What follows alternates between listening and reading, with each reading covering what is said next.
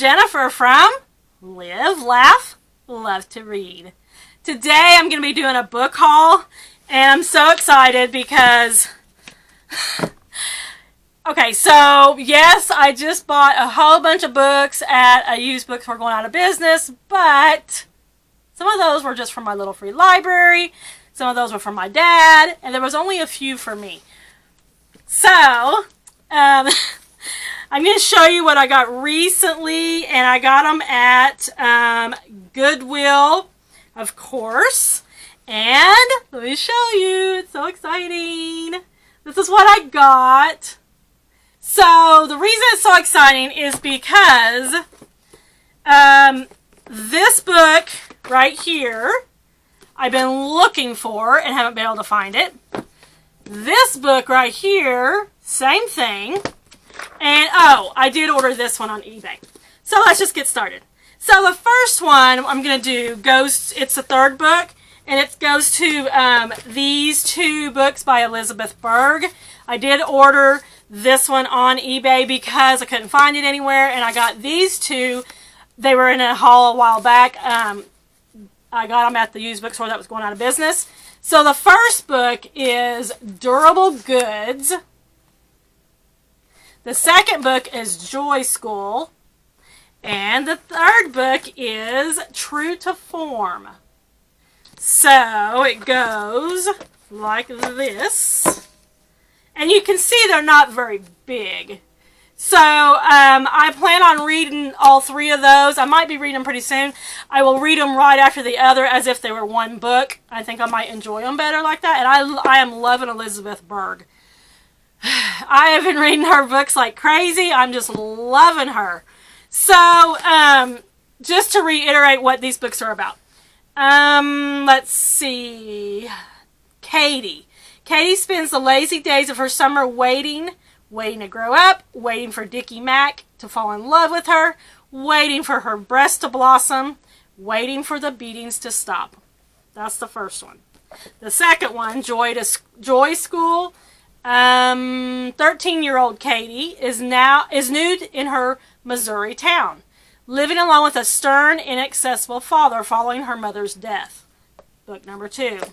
Book 3 is... It is 1961, and 13-year-old Katie is facing a summer full of conflict. Okay, so she's 13 in this book, but she's also 13 in this book. Let's see. First, instead of letting her find her own work for the season, Katie's father has arranged for 2 less than ideal babysitting jobs. One for the rambunctious Wexler boys, and another for Mrs. Randolph, a kind but elderly bedridden neighbor. To make matters worse, Katie has been forcibly inducted into the loser Girl Scout troop organized by her only friend Cynthia's controlling and clueless mother. A much-anticipated visit to her former home in Texas and ex-best friend Cheryl Ann proves disappointing. And then comes an act of betrayal that leaves Katie questioning her views on friendship, on her ability not to take those she loves for granted, and most important, on herself. Okay, so this is about Katie. And so this first book, it looks like she is, not sure how old she is. I'm guessing a little bit younger than 13, probably 10 or 11. First book, 13 and 13. Yeah. So I got that one, so that was pretty exciting because I've been waiting to get that third one so I could start those. So the next book, okay, so I got that one on eBay. So the next book I got was Wreckage by Emily Bleeker. And I got this at Goodwill. I was so excited because I've read other books by Emily Bleeker and I really liked them. And so I've been keeping my eye out for this one, and there's another one. Let me see if I can find it on my phone. Yeah, there's another one by her called Working Fire.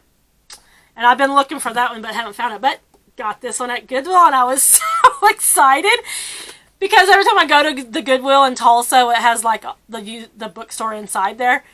I always look at their books. I usually do buy books there, but I had told myself, okay, I'm not buying any books. because I have a bunch I haven't read.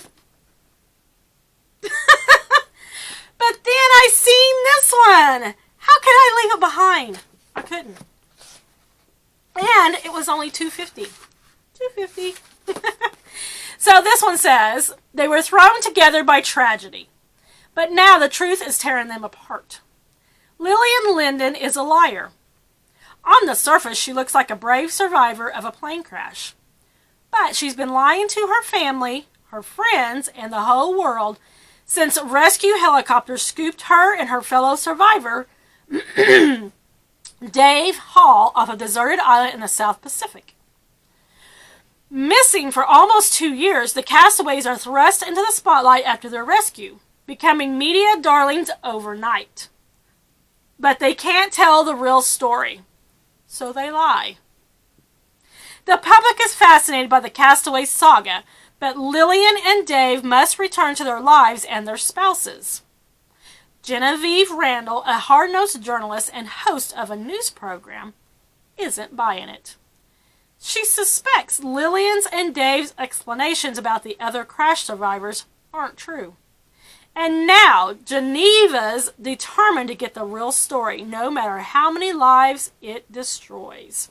I think that sounds good. I have to say that I enjoy any book about people being on a deserted island and being castaways or whatever.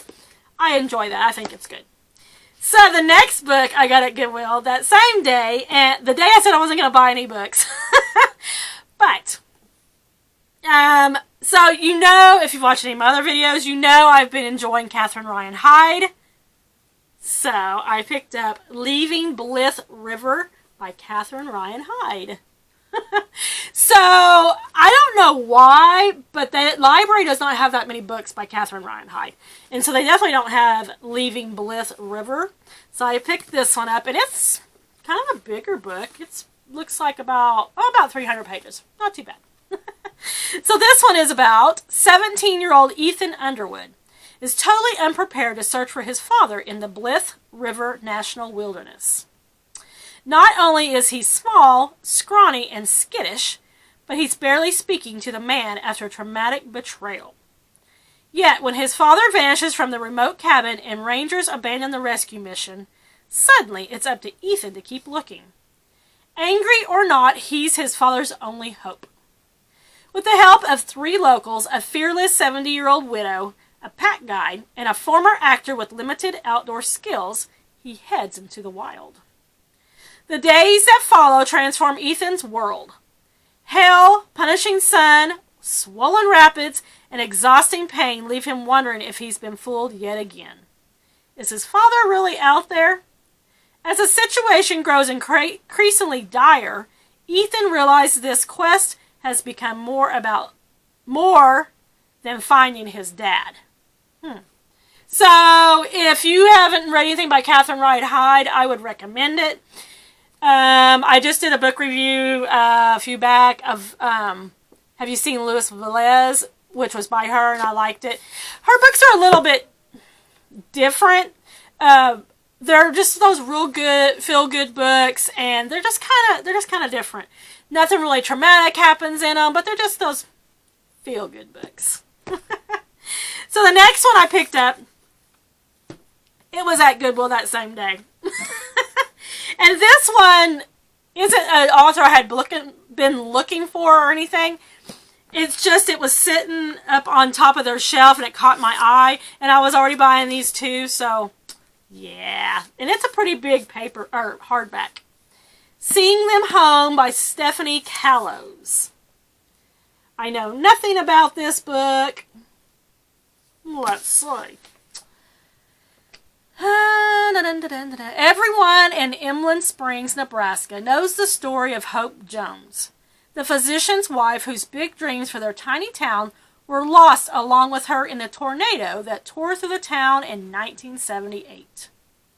For Hope's 3 young children, the stability of life with their distant, preoccupied father, and with Viney, their mother's Spitfire best friend, is no match for their mother's absence. Larkin, the oldest, is now an art history professor who seeks in food an answer to a less tangible hunger. Galen, the only son, is a telegenic weatherman who devotes his life to predicting the unpredictable, whose profession and all too much more depends on his sculpted frame and ready smile. And Bonnie, the baby of the family, is a self-proclaimed archivist who combs the roadsides and fields for clues to her mother's legacy and permission, finally, to move on. When decades after their mother's disappearance they are summoned home upon their father's sudden death, all are forced to revisit the childhood tragedy at the center of their lives. And I just thought that sounded good. Have you read anything by Stephanie Callows? I have not. I hope I don't already have this book. I don't think I do. Yeah. I'm kind of bad. I have a bad memory. What can I say? So when I do my book reviews, I have to do them pretty much right away after I read the book, or I won't remember. I mean, if it's really good and I get 5 stars, then yeah, I might remember, but most of the time, no. And the reason for that is because I move on. So let's say I read this book today, I finish it today, or I finish it tomorrow or the next day, then right away I'm picking up this book. That's just how I roll. I'm a fast reader. I'm a voracious, how you say it, voracious reader. Like, I got to be reading something all the time. I used to be, like when I was younger, I used to be where I would read for a long period of time, like for months and months, and then I'd get kind of burned out, and I'd switch to doing, like, I used to do license plate art, yeah, where I cut up license plates and made signs, and I made pictures like flowers or butterflies or what. I did that for a while. I used to scrapbook long time ago when my daughter was young, and she's 26 now. What else have I done? I've dabbled in all kinds of crafts. Oh, I did mixed media art for a while, which I really enjoyed. But in the last probably 2 or 3 years, I have not been wanting to make anything crafty-wise. I just been wanting to read. So that's what I've been doing. Yep. So I am retired. I worked at a grocery store for 20 years. I was a front-end supervisor. And now that I'm retired, I find myself just doing what I want to do. And what I want to do is read. I make videos. Me and my husband travel a lot. He still works. And I actually still work too. I work for Shipt, which is a grocery delivery service. And I actually shop at the same grocery store I used to work at. And then I deliver groceries to the customer.